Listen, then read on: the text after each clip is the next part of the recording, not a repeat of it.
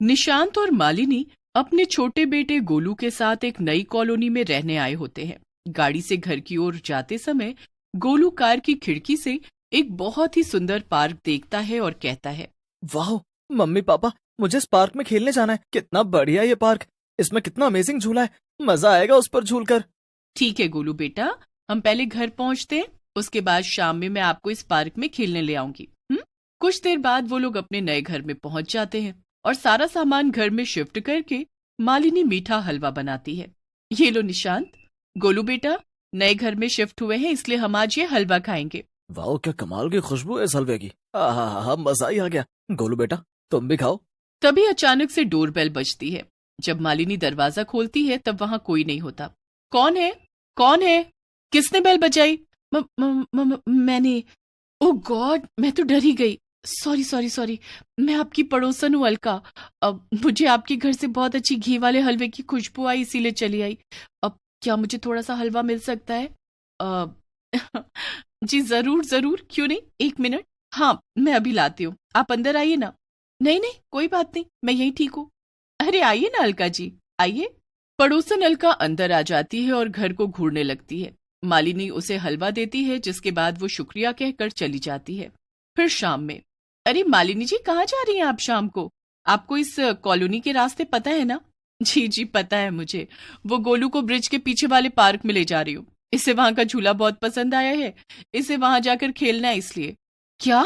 ना बाबा ना, मालिनी जी ऐसा मत कीजिए, उस पार्क में मत जाइए, वहां के झूले मामूली झूले नहीं है, मत जाइए वहां पर। नहीं मम्मी, इन आंटी की बात मत सुनो और मुझे पार्क में ले चलो please mummy, please please please.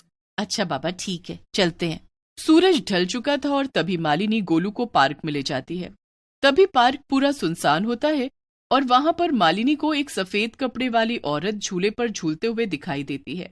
लकड़ी की काठी, काठी पे घोड़ा, घोड़े की दुम पे जो मारा हथौड़ा, दौड़ा दौड़ा दौड़ा घोड़ा, दुम उठा के दौड़ा। ये बच्चों के पार्क में ये औरत क्यों झूला झूल रही है? जब मालिनी थोड़ा आगे जाती है तब उसकी नजर हटते ही वो औरत वहां से गायब हो चुकी होती है। अरे ये क्या, अभी तो वो औरत यहाँ थी, कहाँ चली गई अचानक से? ये कैसे हो सकता है, वो तो कहीं भी दिखाई भी नहीं दे रही अब।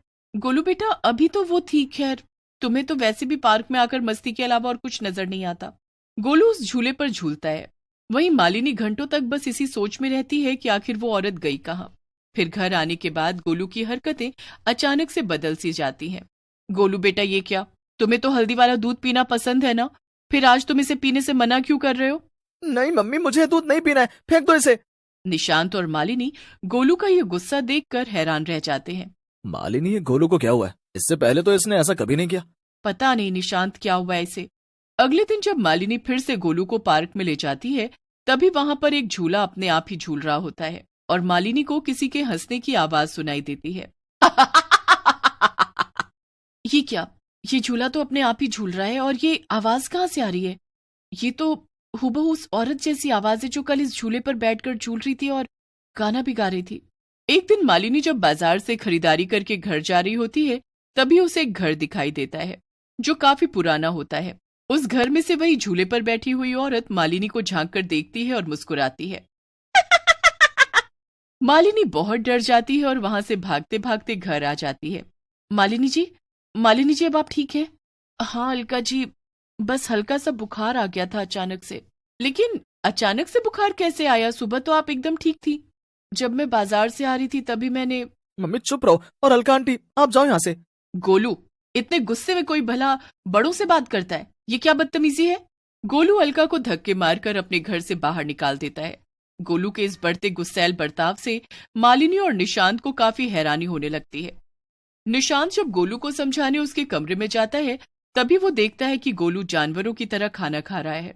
गोलू ये सब क्या है? ये कोई तरीका है खाना खाने का? आप मुझे मत सिखाओ कैसे खाना है और निकल जाओ यहाँ से, निकल जाओ। बहुत बदतमीज हो गए हो तुम, लेकिन अब तुम्हें अपनी बदतमीजी बंद करनी होगी वरना मुझसे बुरा और कोई नहीं होगा।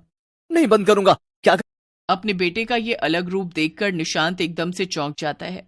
अब जैसे जैसे दिन बीतते जा रहे थे गोलू का बर्ताव बदलता ही जा रहा था। मालिनी बहुत घबरा चुकी थी। वो निशांत को सब कुछ बताती है। हाँ निशांत, मानो या ना मानो उस ब्रिज के पीछे वाले पार्क के झूले में जरूर कुछ तो राज छुपा हुआ है। और जब गोलू उस पार्क में जाकर उस झूले पर बैठता है, पता नहीं उसे अचानक से क्या हो जाता है। मालिनी, तुम आज से गोलू को उस पार्क में नहीं ले जाओगी, चाहे वो कितनी भी जिद क्यों ना कर ले। नहीं मतलब नहीं। तभी गोलू पीछे से आता है और गुस्से से कहता है, आप दोनों मेरे साथ ऐसा नहीं कर सकते हैं। आप दोनों को मुझे पार्क में लेकर जाना ही होगा। अगर आप दोनों मुझे पार्क में नहीं लेकर गए तो बहुत बुरा होगा, बहुत बुरा। इतना कहते हुए गोलू अपनी मम्मी को धक्का मारता है और वो वहां से बाहर चला जाता है। मालिनी फूट फूट कर रोने लगती है। हमारा बच्चा ऐसा कभी नहीं था, ये क्या हो रहा है निशांत। मैंने रोका था उस दिन आपको मालिनी जी कि मत जाइए उस पार्क में, लेकिन आपने मेरी बात नहीं सुनी। अलका जी, अलका जी, आप मुझे वहां जाने से क्यों रोक रही थी उस दिन? बताइए ऐसा क्या राज छुपा हुआ है उस पार्क में? मालिनी जी, उस पार्क में जो झूला है वो कोई मामूली झूला नहीं, एक भूतिया झूला है। क्या? हाँ मालिनी जी, निशांत भाई साहब, ये बात कई सालों पहले की है जब ये कॉलोनी नई नई बनी थी। यहाँ पर कुहू नाम की एक 30 साल की महिला अपने माता पिता के साथ रहती थी। उस महिला की दिमागी हालत ठीक नहीं थी। मतलब ये कि वो शरीर से तो एक 30 साल की महिला थी पर दिमाग से बच्ची थी। एक एक्सीडेंट के बाद ये सब हुआ। वो रोज उसी पार्क में खेलने जाया करती थी और किसी को उस झूले पर बैठने नहीं देती। फिर एक दिन अचानक से उस झूले पर झूलते समय उसे हार्ट अटैक आया और उसने उसी झूले पर अपना दम तोड़ दिया। क्या?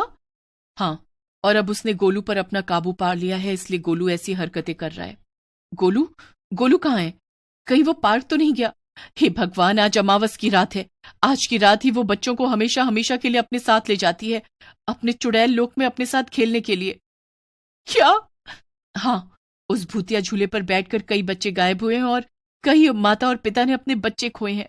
हे भगवान, निशांत हमारा गोलू, कहीं वो भी। अलका, मालिनी और निशांत तीनों मिलकर उसी ब्रिज के पीछे वाले सुनसान पार्क में जाते हैं और वहां पर उन्हें वो चुड़ैल हवा में उड़ते हुए दिखती है और उसके हाथ में गोलू होता है। नहीं, लगता है ये चुड़ैल गोलू को अपने साथ चुड़ैल लोक ले जा रही है। छोड़ दे मेरे बेटे को दुष्ट चुड़ैल, क्यों ऐसा कर रही हो तुम? अरे अगर मैंने तुम्हारे बेटे को छोड़ दिया तो मेरे साथ चुड़ैल लोक में कौन खेलेगा? अब ये तुम्हारे पास कभी नहीं आएगा। ये अब हमेशा हमेशा के लिए मेरे साथ चुड़ैल लोक में ही रहेगा। तुम लोग मेरा कुछ नहीं बिगाड़ पाओगे। तुम सब मेरे सामने चींटी समान हो। आज अमावस की रात है। आज की रात कोई भी हम काली शक्तियों का बाल भी बांका नहीं कर पाएगा। इतना कहते हुए वो चुड़ैल गोलू को लेकर अमावस की रात के काले बादलों में कहीं गायब हो जाती है। अलका जी, अब हम क्या करें? अब हमारा गोलू हमारे पास वापस कैसे आएगा? अलका जी, कुछ तो बताइए ना, हमें हमारा बेटा वापस चाहिए। अब उसके बिना नहीं रह सकते। अब तो केवल हमारी मदद तांत्रिक बाबा ही कर सकते हैं। चलिए, तीनों तांत्रिक बाबा के पास जाते हैं और तभी तांत्रिक बाबा उन्हें कहते हैं, उस चुड़ैल का खात्मा तभी ही होगा जब उसके भूतिया झूले को जला दिया जाए, क्योंकि उसी में उसकी जान अटकी हुई है। वो झूला जल गया तो चुड़ैल भी खत्म हो जाएगी और उसकी कैद में फंसे सारे मासूम बच्चे भी फिर से अपने माता पिता के पास लौट आएंगे। बस इतना सा काम करना है। निशांत, अलका जी, चलिए हम अभी जाकर उस भूतिया झूले को जलाते हैं। रुक जाओ, उस भूतिया झूले को जो भी व्यक्ति जलाएगा उसे अपने प्राण त्यागने होंगे। मतलब अगर आप उस झूले को जलाओगे तो आपकी जान भी जाएगी। तांत्रिक की बात सुनकर सभी चौंक जाते हैं। मैं अपने बेटे को बचाने के लिए अपने प्राण त्यागने के लिए तैयार हूँ। नहीं मालिनी, तुम नहीं, मैं जलाऊंगा उस झूले को। पिता ना रहा तो भी कोई शिकवा नहीं, पर एक बच्चे के पास उसकी माँ का होना बहुत जरूरी है। आप दोनों आपस में बहस ही करते रहोगे। मेरे पास एक हल है इस उलझन का। हम ऐसे व्यक्ति से वो भूतिया झूला जलवाएंगे जिसका आज या कल में इस दुनिया में आखिरी दिन हो। मतलब मेरी पहचान में एक काका हैं जिन्हें लास्ट स्टेज ब्रेन ट्यूमर है और वो अब बस 1-2 दिन के ही मेहमान हैं। अगर उनका जाना लिखा ही है तो हम उनके हाथों ही ये काम कराएंगे। जाते जाते वो कई बच्चों की जान बचाते हुए जाएंगे। अंत में उस ब्रेन ट्यूमर से पीड़ित बूढ़े काका से वो भूतिया झूला जलवाया जाता है और वो बूढ़े काका इस दुनिया से चले जाते हैं, जिसके बाद उस चुड़ैल का सर्वनाश हो जाता है और गोलू समेत सारे बच्चे उसकी कैद से आजाद हो जाते हैं और अपने माता पिता के पास फिर से लौट आते हैं।